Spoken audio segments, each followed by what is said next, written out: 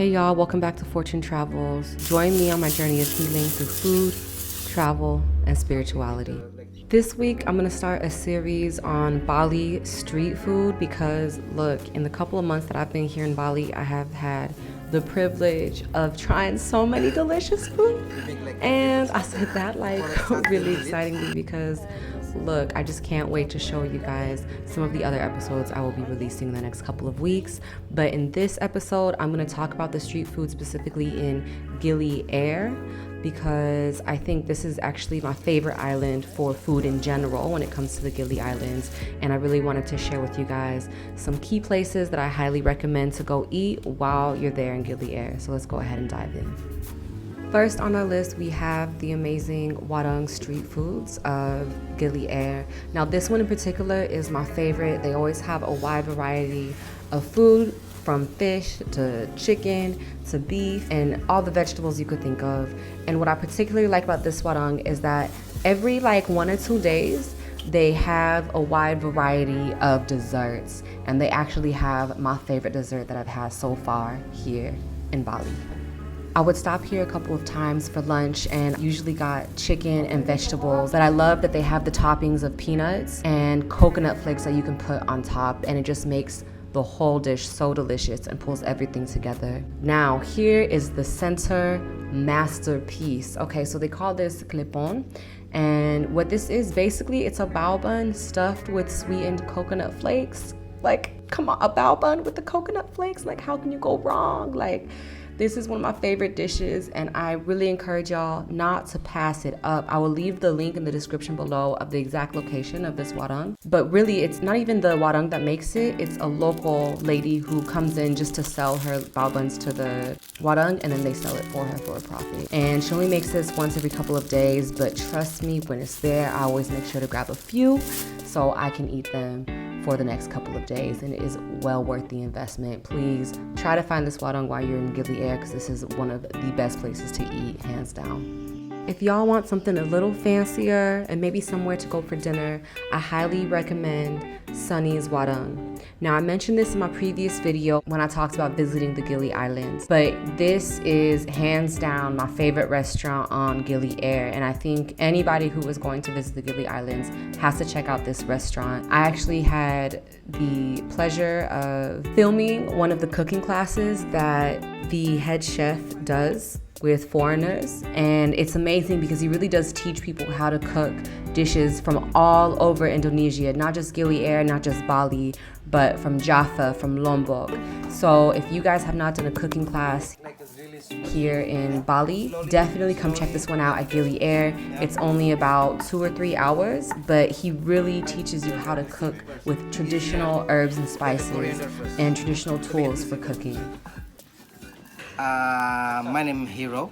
My real name is Heru, but since I'm kid, my dad called me Hero. I don't know what's the meaning of hero at the moment. So when I grow, I know what the heroes mean. You know, like you have like a power. You can do something for somebody else. And he really does this for the community. He actually is providing jobs in his restaurants for the locals, and as he hires more staff, he actually teaches them about hospitality and service so that the service is actually to a higher standard, even as high as some of the 5-star restaurants you would find on Bali. He takes you through all of the steps of making popular dishes found in Bali and Indonesia, like gado-gado, a type of peanut sauce with a little extra kick. And this is actually his staff prepping the gado-gado. So it's actually fried peanuts. They fry it first. They get raw peanuts and fry it before they make the sauce. This is a key step because I've noticed other people try to make gado-gado and they miss this step and it tastes completely different. A sauté. This can be made with any meat, but in this particular case, he uses ground chicken and an array of spices and herbs. Curry, the Indonesian take on a classic dish. Nasi goreng, Indonesian fried rice, and more. He even teaches you how to make the famous hangover cure jamu. He not only shows you how to make the dishes, but how to make the base sauces of each dish, which I think is kind of key to making all of these dishes. And honestly, I would just go ahead and sign up for the cooking class as soon as you arrive in Gili Air, because you just get to try so many more foods than if you were to just go to the restaurant and sit down and eat. So although I have to say the seafood at the restaurant is amazing, so actually do both. Sign up for the cooking class and go to his restaurant. I promise you, you will not regret it. Amazing, right?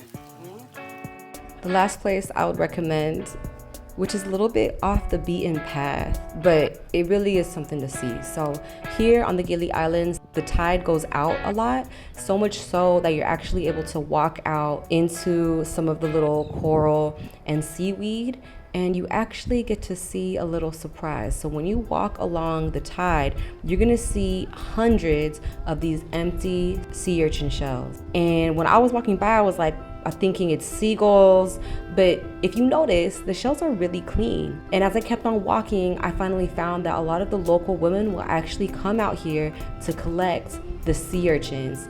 Now, for those of you who aren't seafoodies, it's okay.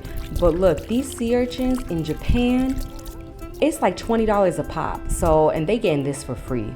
So I was really curious about what they did with it afterwards and exactly why they go out into the tide to look for the sea urchins. You use it to cook?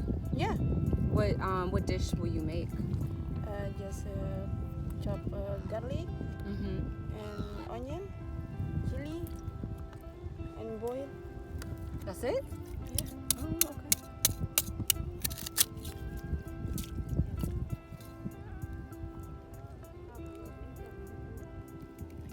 Slice.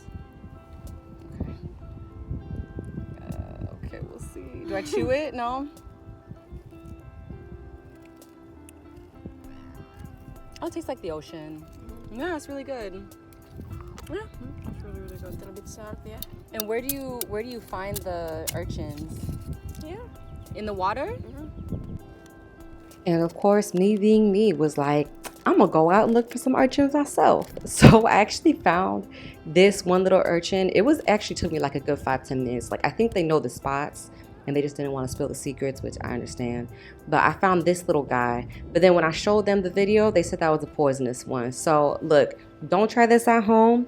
If you do go to Gili Air, make sure there's like a local that you know that can look for them for you or help you find them, because you don't want to eat a poisonous one, okay? That's a no-no. And I ended up trying the dish that they made, the soup, and it was so delicious. But of course, your girl didn't film. Sorry, y'all. Next time I definitely will. And with that, that concludes this video. Look, make sure to check out Gili Air if you ever visit the Gili Islands. And please, please, please go and stop by and say hi to Hero at Sonny's Warung.